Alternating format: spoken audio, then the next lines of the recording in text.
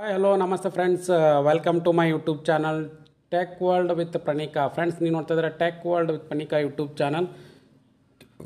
Friends, ಇವತ್ತಿನ ರಾಜ್ಯ ವಿದ್ಯಾರ್ಥಿ ಅಂತಂದ್ರೆ 2024-25 ಸಾಲಿನ ಮೆಟ್ರಿಕ್ ನಂತರದ ವಿದ್ಯಾರ್ಥಿ ಅರ್ಜಿ ಸಲ್ಲಿಸುವಂಥ ವಿದ್ಯಾರ್ಥಿಗಳಿಗೆ ಅವ್ರ ಲಾಗಿನ್ ಐ ಡಿ ಪಾಸ್ವರ್ಡ್ ಇರ್ಬೋದು ಮತ್ತು NSPID ಮರೆತೋಗಿದ್ರೆ ಅಂದರೆ ಅಥವಾ ಅರ್ಜಿ ಸಲ್ಲಿಸಲಿಕ್ಕೆ ಗೊತ್ತಾಗಲಿಲ್ಲ ಅಂದರೆ ಅಂಥ ಒಂದು ವಿದ್ಯಾರ್ಥಿಗೆ ಒಂದು ಗುಡ್ ನ್ಯೂಸ್ನ ಮತ್ತು ಬಿಗ್ ಅಪ್ಡೇಟ್ ಕೂಡ ಬಂದಿದೆ. ಅಪ್ಡೇಟ್ ಏನು ಅಂತ ಸಂಪೂರ್ಣ ಮಾಹಿತಿ ತಿಳಿಸ್ಕೊಡ್ತಾ ಹೋಗ್ತೀನಿ. ಬನ್ನಿ ಫ್ರೆಂಡ್ಸ್, ವಿಡಿಯೋನ ಸ್ಟಾರ್ಟ್ ಮಾಡಿ. ನೋಡಿ ಫ್ರೆಂಡ್ಸ್, ಸ್ಟೇಟ್ ಸ್ಕಾಲರ್ಶಿಪ್ ಪೋರ್ಟಲ್ ವತಿಯಿಂದ ಅರ್ಜಿ ಸಲ್ಲಿಸ್ತಾ ಇರಬೇಕಾದ್ರೆ ಸಾಕಷ್ಟು ಮಂದಿ ವಿದ್ಯಾರ್ಥಿಗಳು ಏನು ಮಾಡ್ತಾರೆ ಅಂದರೆ ಕೆಲವೊಂದು SSPID ಮರೆತೋಗಿರುತ್ತೆ, ಹಾಗೆ ವಿದ್ಯಾರ್ಥಿ ಲಾಗಿನ್ ಐ ಡಿ ಇರ್ಬೋದು, NSPID ಮರೆತೋಗಿರುತ್ತೆ ಅಂತ ತಿಳ್ಕೊಳ್ಳಿಕ್ಕೆ ಒಂದು ಗುಡ್ ನ್ಯೂಸ್ ಕೂಡ ಕೊಟ್ಟಿದೆ ರಾಜ್ಯ ಸರ್ಕಾರ ಮತ್ತು ಅದರ ರಾಜ್ಯ ವಿದ್ಯಾರ್ಥಿ ತಂತ್ರಾಂಶ. ಪಾಸ್ವರ್ಡ್ ಮರೆತಿರುವಿರಾ, know your SSPID, know your NSPID ಅಂತ ಇಲ್ಲಿ ಕೊಟ್ಟಿದ್ದಾರೆ. ನೀವು ಒಂದು ವೇಳೆ ಏನಾದರೂ ಪಾಸ್ವರ್ಡ್ನ ಮರೆತೋಗಿದ್ರೆ ಅಂದರೆ ಫಾರ್ವರ್ಡ್ ಪಾಸ್ವರ್ಡ್ನ ಮಾಡಿದರೆ ಸಾಕು. ನೀವು SSP ಅರ್ಜಿ ಸಲ್ಲಿಸಬೇಕಾದ್ರೆ ನಿಮ್ಮ ಆಧಾರ್ ನಂಬರ್ ಲಿಂಕ್ ಇರ್ತಕ್ಕಂಥ ಮೊಬೈಲ್ ನಂಬರ್ ಏನು ಕೊಟ್ಟಿರ್ತೀರ ಅಥವಾ ಯಾವ ಮೊಬೈಲ್ ನಂಬರ್ ನೀವು SSP ರಿಜಿಸ್ಟ್ರೇಷನ್ ಟೈಮ್ನಲ್ಲಿ ಕೊಟ್ಟಿರ್ತೀರ, ಸೊ ಅಂಥ ಒಂದು ಮೊಬೈಲ್ ನಂಬರ್ನ ಹಾಕಿ ಇಲ್ಲಿ ನಿಮ್ಮ user I D SSP login I D ಏನಿತ್ತಲ್ಲ ಅದನ್ನು ಹಾಕಿ ನೀವು ಪಾಸ್ವರ್ಡ್ನ ಕೂಡ ಕ್ರಿಯೇಟ್ ಮಾಡ್ಕೊಳ್ಳಿಕ್ಕೆ ಅವಕಾಶ ಕೊಟ್ಟಿದ್ದಾರೆ.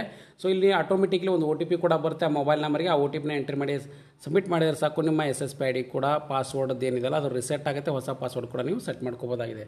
ಓಲ್ಡ್ ಪಾಸ್ವರ್ಡು, ನ್ಯೂ ಪಾಸ್ವರ್ಡು ಮತ್ತು ಅದು ಕನ್ಫರ್ಮ್ ಪಾಸ್ವರ್ಡ್ ಅಂತ ಇರುತ್ತೆ.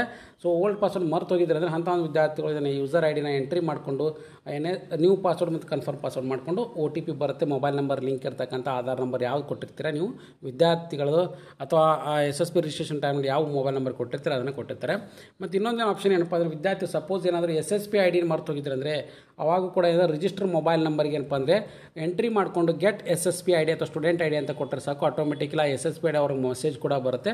ಆ SSPID ಮುಖಾಂತರ ಮತ್ತು ಅವರು ಲಾಗಿನ್ ಆಗ್ಬೋದು ಮತ್ತು ಅದನ್ನು ಕೂಡ ಅರ್ಜಿನ ಕೂಡ ಸಲ್ಲಿಸ್ಬೋದಾಗಿದೆ friends. So know your student I D ಅಂತ ಬರುತ್ತೆ. ಇದರಲ್ಲಿ ಇಲ್ಲಿ ಕೂಡ ಮೊಬೈಲ್ ನಂಬರ್ ಯೂಸ್ ಆಗುತ್ತೆ. ಮತ್ತು ಅದ್ರ ಜೊತೆಗೆ NSPID ಮರೆತೋಗಿದ್ರೆ ಅಂದರೆ NSPID ಕೂಡ ತಿಳ್ಕೊಳ್ಳಿಕ್ಕೆ SSPID ಎಂಟ್ರಿ ಮಾಡ್ಕೊಂಡು ಚೆಕ್ ಮಾಡಿದರೆ ಸಾಕು. ಆ ಪರ್ಟಿಕ್ಯುಲರ್ ವಿದ್ಯಾರ್ಥಿ ಕೂಡ NSPID ಇದೆಯಾ ಅಥವಾ ಇಲ್ಲ ಅಂತ ಕೂಡ ಇಲ್ಲಿ ತೋರಿಸಿಕೊಡುತ್ತೆ. Know your NSPID for renewal students. ಯಾರು ರಿನ್ಯೂವಲ್ ಫಸ್ಟ್ ಟೈಮ್ ಅಲ್ಲ ಸೆಕೆಂಡ್ ಟೈಮ್ ಯಾರು ರಿನ್ಯೂವಲ್ ಮಾಡ್ಕೊಳ್ಳಿಕ್ಕೆ ಅರ್ಜಿ ಅಂಥ ಒಂದು ವಿದ್ಯಾರ್ಥಿ ಕೂಡ ಇದು ಅಪ್ಡೇಟ್ ಬರುತ್ತೆ. ಸೊ ಹಾಗಾಗಿ ಯಾರ್ಯಾರು ವಿದ್ಯಾರ್ಥಿಗಳು ಇರ್ತಾರೆ, ಸೊ ಅಂಥ ಒಂದು ವಿದ್ಯಾರ್ಥಿಗಳು ಇಲ್ಲಿ SSPID ಎಂಟ್ರಿ ಮಾಡಿಕೊಂಡು ಚೆಕ್ ಅಂತ ಕೊಟ್ಟರೆ ಸಾಕು, ಆಟೋಮೆಟಿಕ್ಲಿ ಆ ವಿದ್ಯಾರ್ಥಿದು ಕೂಡ ಏನಪ್ಪ ಅಂದರೆ NSPID ಇತ್ತಪ್ಪ ಅಂದರೆ NSPID ಕೂಡ ತೋರಿಸ್ಕೊಡುತ್ತೆ ಫ್ರೆಂಡ್ಸ್. ಸೊ ಹಾಗಾಗಿ ಸಾಕಷ್ಟು ಮಂದಿ ವಿದ್ಯಾರ್ಥಿಗಳು ಕಳೀತಾ ಇದ್ರು.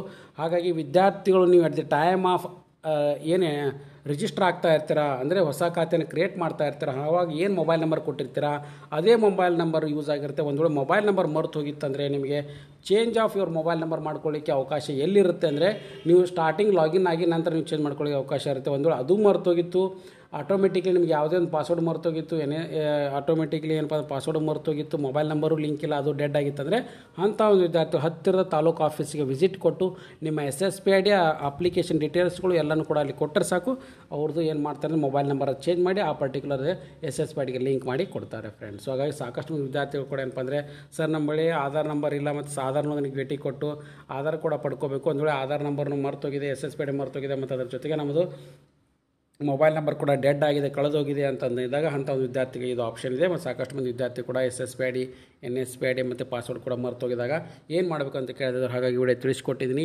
ಈ ವಿಡಿಯೋದ ಮಾಹಿತಿ ಇಷ್ಟ ಆಗಿತ್ತಪ್ಪ ಅಂದರೆ ಒಂದು ಲೈಕು, ಶೇರು, ಸಬ್ಸ್ಕ್ರೈಬ್ ಮಾಡಿ. And finally thanks for watching the video.